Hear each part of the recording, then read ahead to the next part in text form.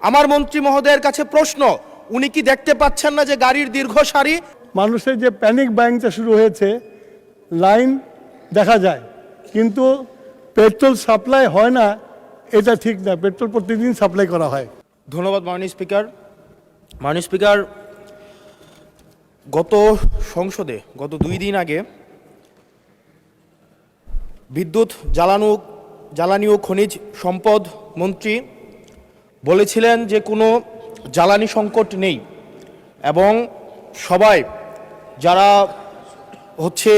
তেল সংগ্রহ করতে যাচ্ছে তারা যথাযথভাবে তাদের তারা সেবা স্থান থেকে পাচ্ছে। কিন্তু মাননীয় স্পিকার, আমরা দেখতে পাচ্ছি গ্র্যাজুয়ালি পাম্পগুলো বন্ধ হয়ে যাচ্ছে। আজকে সিলেটের পাম্প বন্ধ হয়ে গিয়েছে।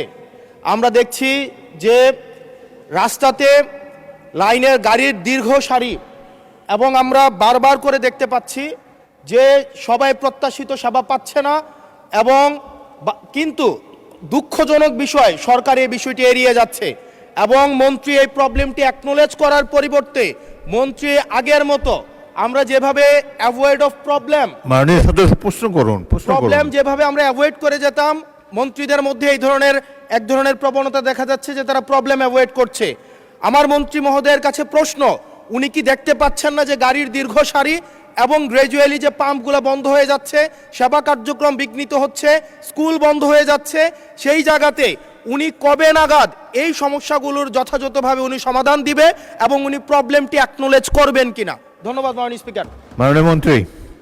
স্পিকার, আমরা প্রতিটি পাম্পে যে পরিমাণ তেল প্রতিদিন দেওয়ার কথা সেই পরিমাণ তেল আমাদের পাম্পগুলোতে সাপ্লাই করা হচ্ছে, কিন্তু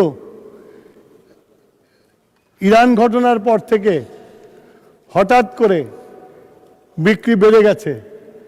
বিক্রি বাড়া যাওয়ার ফলে যে পেট্রোল পাম্পে যে পরিমাণে তেল দিতাম 1 দিন 1.5 দিন লাগতো বিক্রি করতে, এখন 2 ঘন্টায় শেষ হয়ে যায়।